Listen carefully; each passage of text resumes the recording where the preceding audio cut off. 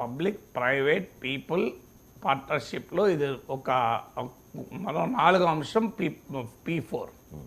So ఆలోచన ఆశయం మంచిదే, కానీ ఆచరణలో ఇది సాధ్యమా? గాంధీయన్ మోడల్ ఆఫ్ ఎకనామిక్స్లో గాంధీ కూడా చెప్పింది అదే.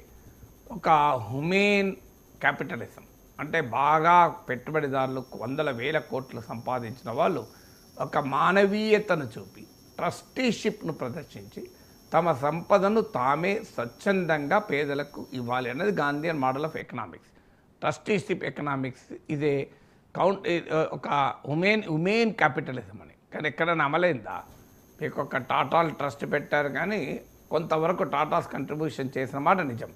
కానీ ఈ ప్రజెంట్ జనరేషన్ ఆఫ్ క్యాపిటలిస్ట్లు అయితే అది కూడా మారిపోయింది. అందుకే ఒక దశలో టాటాని అడుగుతారు, what is the difference between your generation of capitalist and the present generation of capitalist అంటే టాటానే చెప్తాడు, మా జనరేషను ఉత్పత్తి చేసి సంపాదించింది, ఈ జనరేషన్ ఆఫ్ క్యాపిటలిస్ట్ మ్యానిపులేట్ చేసి సంపాదిస్తున్నారు అన్నాడు. So manipulative capital, lumpen capital, chronic capital అంటారు. ఆశ్రిత పెట్టుబడిదారి విధానం అంటే ప్రభుత్వ కాంట్రాక్ట్ను ఉపయోగించుకొని ప్రభుత్వాల్ని అవినీతితో లోబరుచుకొని తమ పనులు చేసుకోవడం. ఇప్పుడు 1700 తెలుగుదేశం పార్టీ నాయకుడు ఆనాటి ఇప్పటి ఆర్థిక మంత్రి మన కేశవే చెప్పినట్లు హైకోర్టులో, సో గౌతమ్ అదానీ జగన్మోహన్ రెడ్డికి 1750 కోట్లు ఇచ్చి సోలార్ కాంట్రాక్ట్లు పొందాడు. దీన్ని క్రోనిక్ క్యాపిటల్ అంటారు. ఇప్పుడు దాన్ని టీడీపీ సమర్థిస్తుంది, లేదంటే ఏం లేదు అంత మిథ్య అంటుంది, అది వేరే విషయం. కానీ సో గతంలో వాళ్ళే కేసేసారు కదా. సో అందువల్ల ఇది క్రోనిజం. సో అలాంటి వ్యవస్థలో మనం బతుకుతున్నాం. ఇప్పుడు దీంట్లో ప్రభుత్వ పాత్ర ఏమీ లేదు. ఇప్పుడు అంటే పేదలకు సంపన్నులు పేదలకు ఇవ్వండి, ఆ పేరు మేము తెచ్చుకుంటాం అంటున్నాడు.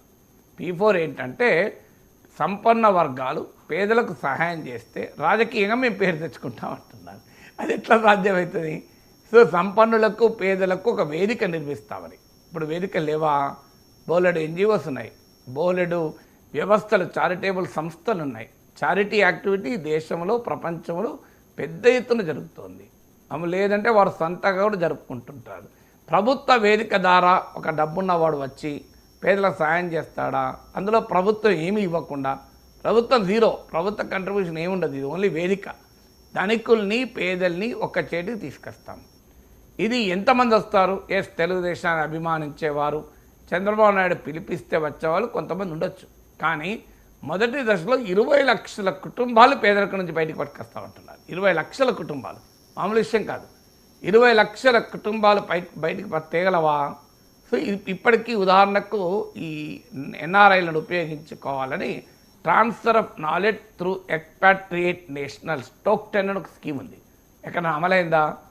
సో ఎవరైనా NRIలు కమిటెడ్ వాళ్ళు ఉంటే వారు సహాయం చేయాలనుకుంటే వారు రకరకాల మార్గాల్లో సహాయం చేస్తారు. నేను ఇప్పుడు RTCలో సమ్మె జరిగినప్పుడు కొంతమంది RTC డ్రైవర్లు, కండక్టర్లు, ఈవెన్ ఆర్థిక బాధలను అనుభవించారు, చనిపోయారు కూడా కొంతమంది. అప్పుడు నాకు డలాస్లో ఉన్న ఒక డాక్టర్ సుధా, ఆమె ఫోన్ చేసి, సార్ నేను మీ ద్వారా సహాయం చేయాలనుకుంటున్నాను సార్, పేదలకు వారికి RTC డ్రైవర్లకు అని మీకు డబ్బులు పంపిస్తాను సార్, వాళ్ళకి ఇవ్వండి అన్నారు. ఒక తెలంగాణలో RTC కార్మికులే కాదు, ఈవెన్ ఉపాధి కోల్పోయినటువంటి భవన నిర్మాణ కార్మికులకు కూడా ఇవ్వమని ఆ కోరిక నెల్లూరులోను విజయవాడలోను.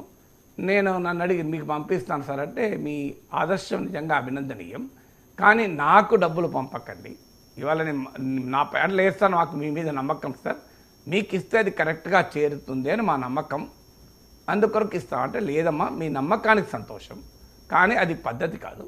సో నేనేం చేస్తానంటే, మీకు ఆ రియల్ బాధితులు ఎవరు, ఎందుకంటే అమెరికాలో ఉన్న వాళ్ళకి ఇక్కడ బాధితులా కాదా తెలియదు, మధ్యలో ఉన్న వాళ్ళు మోసాలు చేయొచ్చు, ఆ డబ్బు పాపం వాళ్ళ కష్టార్జితం కదా, ఆమె డాక్టర్గా ప్రాక్టీస్ చేసి కష్టార్జితం, ఆమె సొంత పైసలు ఇస్తానన్నప్పుడు అది జెన్యూన్గా నీడీకి అందాలి.